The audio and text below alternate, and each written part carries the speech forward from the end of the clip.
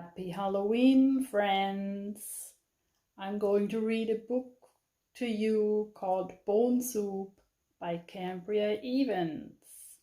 It's about a little guy that is always hungry and he's pretty smart and he can make a soup out of nothing.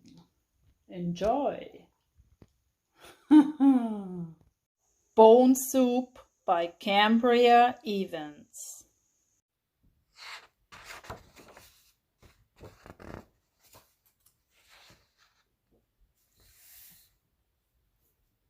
Being nothing more than skin and bone, Finnegan had to live by his wits. He had no family or house to haunt, but he was known across the land for having a ravenous appetite.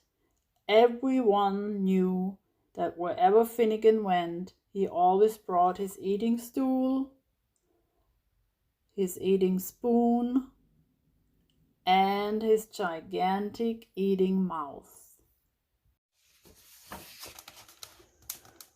One Halloween, Finnegan's travels took him through a barren land. What a lovely place, he thought. I'm sure I can find a Halloween feast here. But as Finnegan grew closer to town, a witch passed by. "Happy Hallows Night," he said. "Do you know where the feast is?" The witch took one look at Finnegan and quickly flew away. Back in town, the witch told the beast. The beast told the zombies. The zombies told the mummy, and before you knew it, the entire town was talking about the impending arrival of Finnegan the Eater. Warning, beware, stool plus spoon plus big mouth, the Eater. "Here comes Finnegan! We don't need a big mouse like that. We have barely enough for ourselves. I heard he's worse than a plague of locusts." "Who's Finnegan?" In panic, the witch booby-trapped her jars of eyeballs. The beast locked his bat wings in a cupboard. The zombies put their frog legs in the cellar. And the mummy and other town's creatures hid all they had to eat.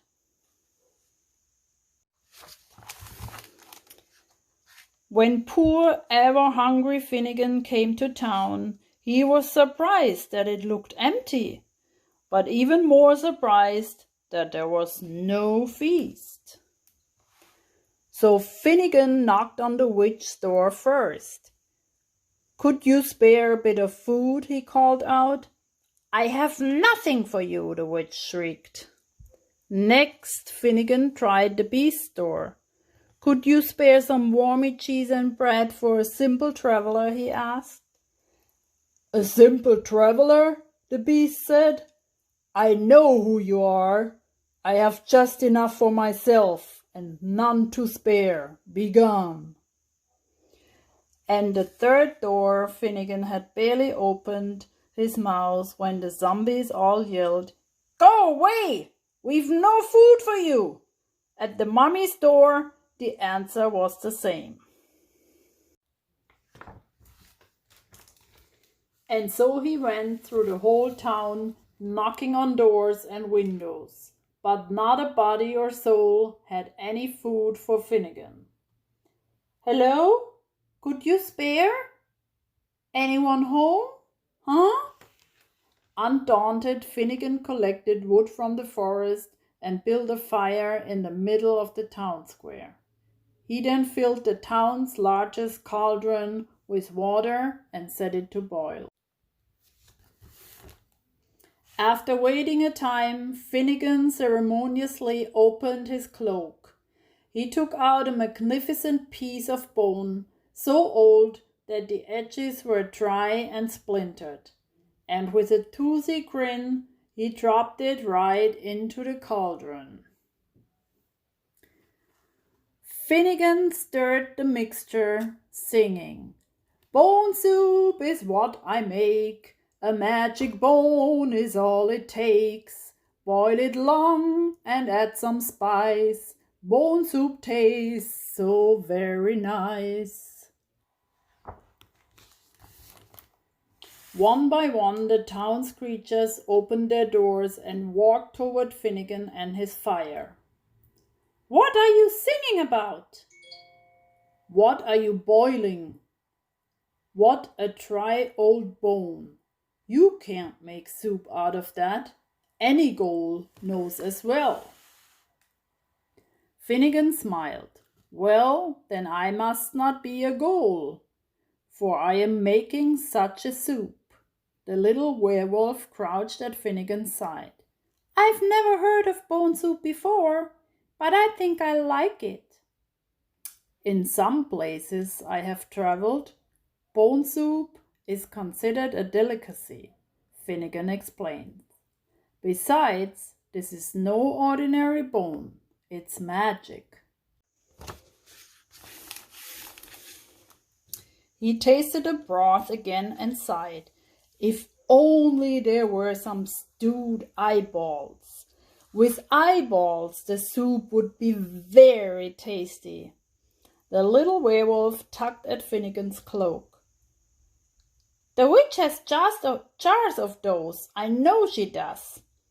All the villagers stared at the witch, and her face turned an even brighter shade of green. "Yes, I do," she stammered. "But they're imported." The villagers stared at the witch until she finally fetched some from her stash.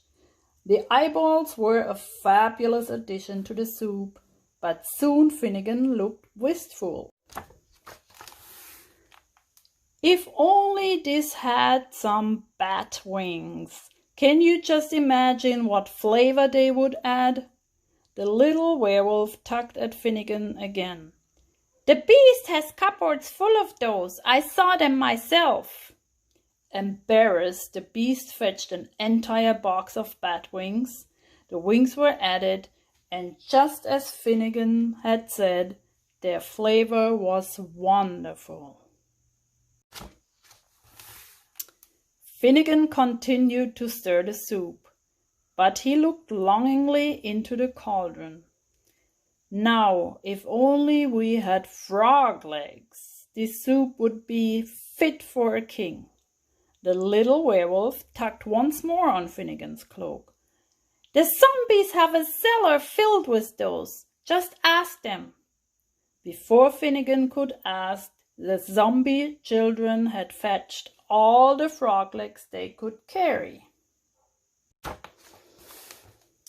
The frog legs were stirred into the broth, and soon the cauldron was also bubbling with spider eggs, dried mouse droppings, toenail clippings, and dandelions. With a final dusting of slime and sludge, the soup was declared ready. "Of course, this soup is wonderful alone," said Finnegan, "but it takes only warmy cheese, bread, and company to make it a true Halloween feast.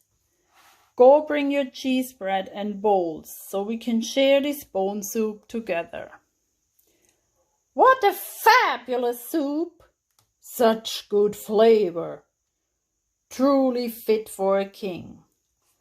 To think it was all made from a magic bone."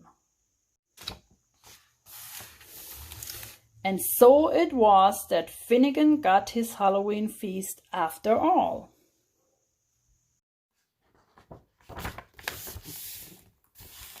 With a final wave to the werewolf, Finnegan quickly left with his eating stool, his eating spoon, and his gigantic smiling mouth.